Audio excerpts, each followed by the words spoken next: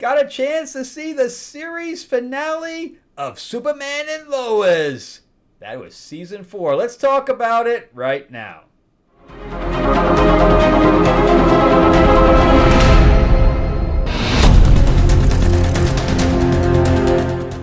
Welcome back to the channel, everyone. Thank you so much for spending time with me as we rant about movies, comic books, and television shows, as well as the occasional board game. I am your host, Frank Zanka, an award-winning screenwriter, novelist, and comic book writer, as well as a filmmaker.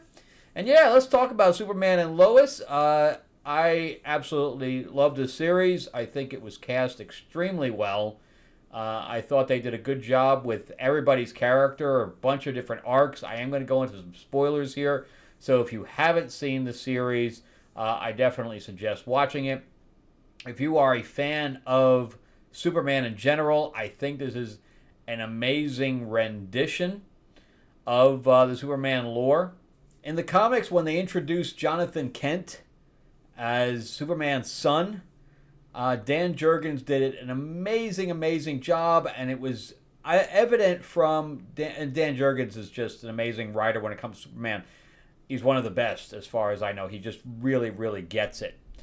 And it really showed that Superman was a family man and was a good father. And I loved all those things. And then Brian Michael Bendis, with all his extreme wisdom, came up and screwed everything up. Because at that time, even Jeremy Adams, had written the Super Sons animated movie, which was great.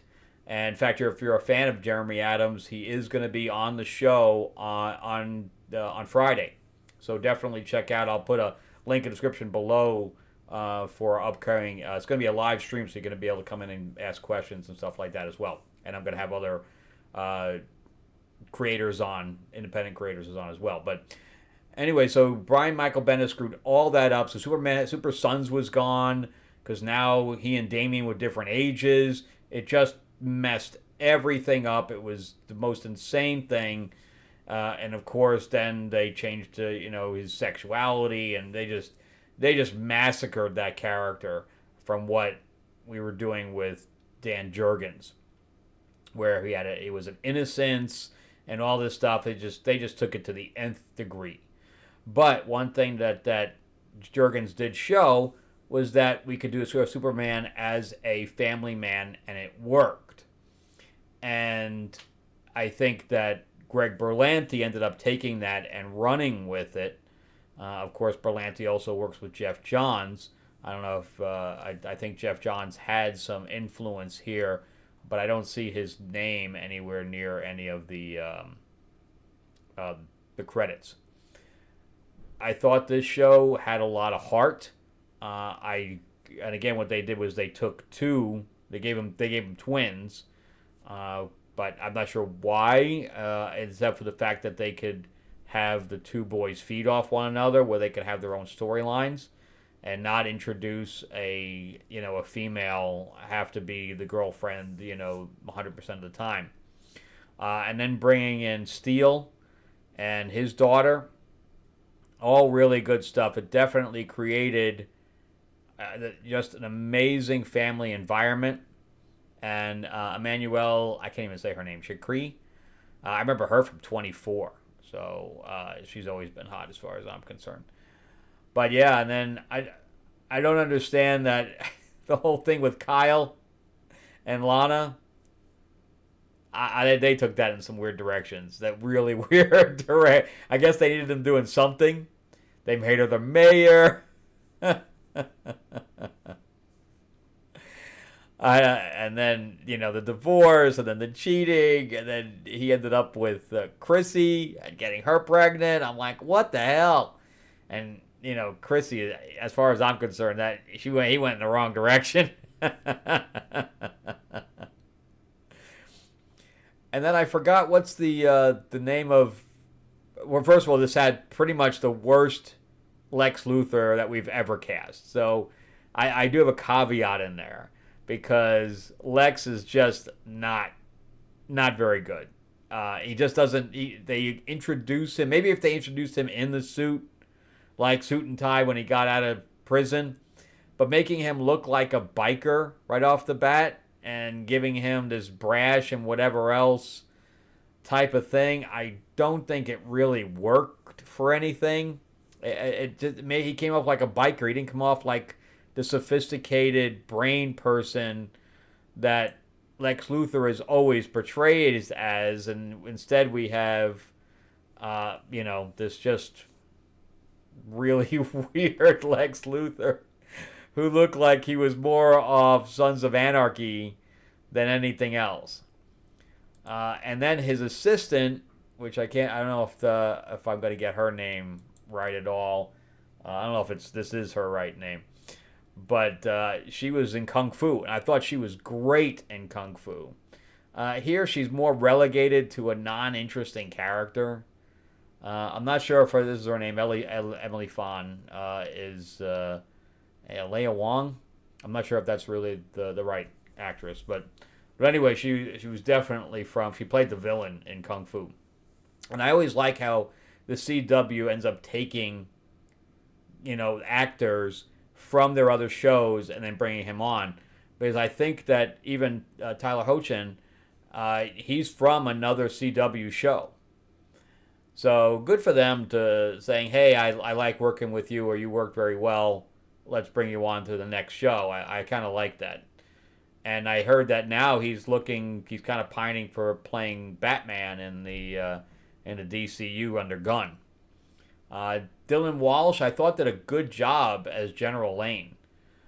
I also like his sacrifice. I thought that really worked too. And they did, Doomsday was Doomsday. He looked extremely comic accurate. So and then of course we lost Jonathan Kent from the first couple of seasons, right? And we had a new guy. I think starting in season 3. Was it season 3 or season 4 when he came on? I can't remember. But they should have kept Sarah as Jordan's girlfriend throughout, because after she was no longer his romantic due north, or whatever you want to, his object of his affection, we lost track of her completely. And I thought that was a detriment to that character. I guess they had nothing to do with her, so they were like, we're just going to get rid of her, and, she's going to go away to college or whatever. And then we had the girl who played Natalie Irons, Taylor Buck.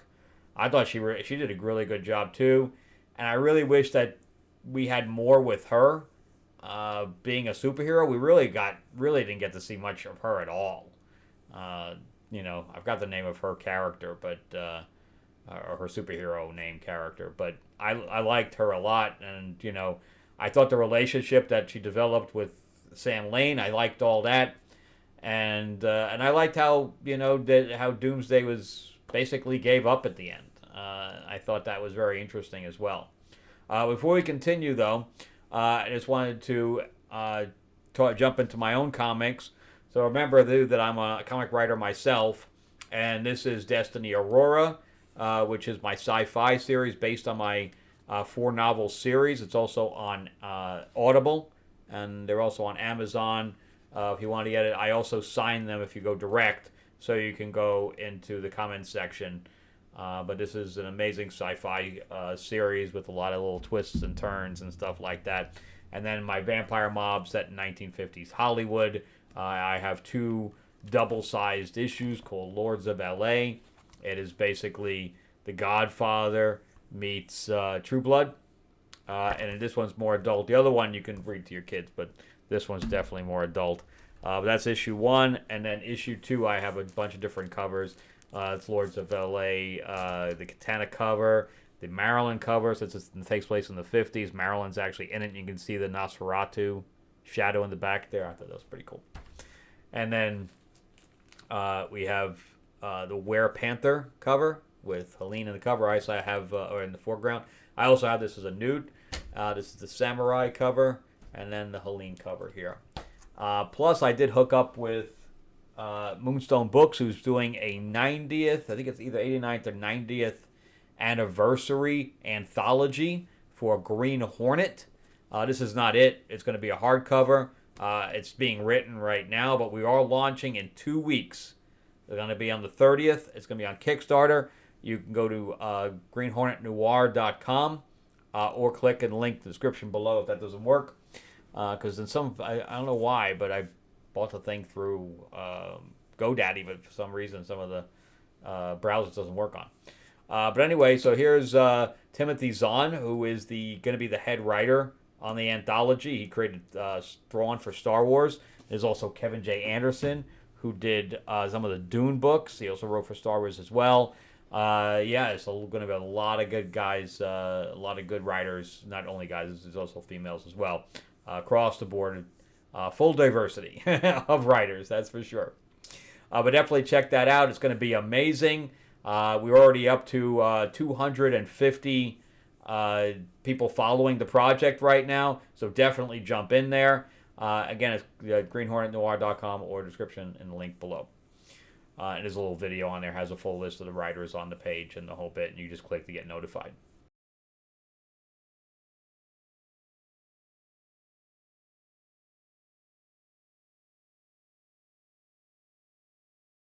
All right, so just jump back into Superman.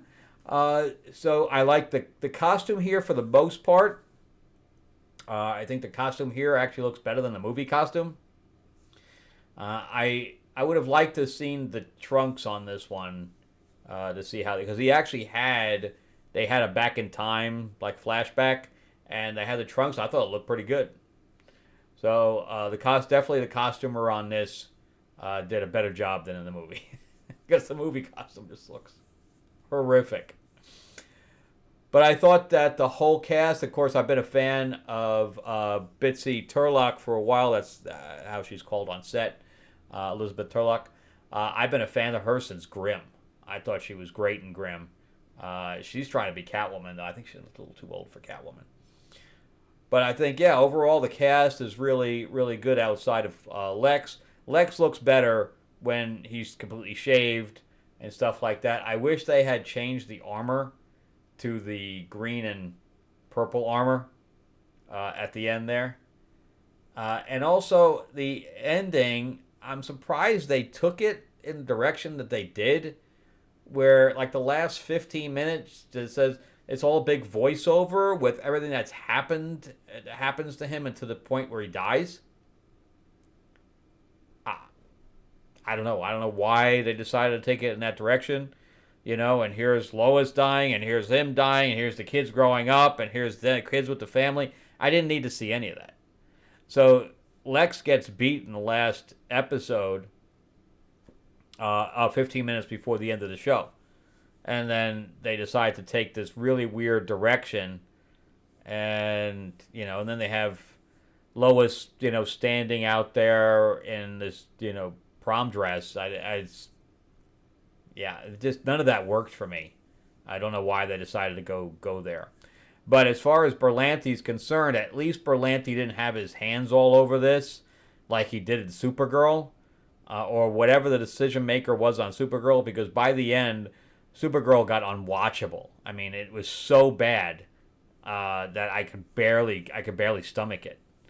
And at least here, it had a steady flow all the way through. There was really no pace changes. They didn't throw in any kind of political stuff.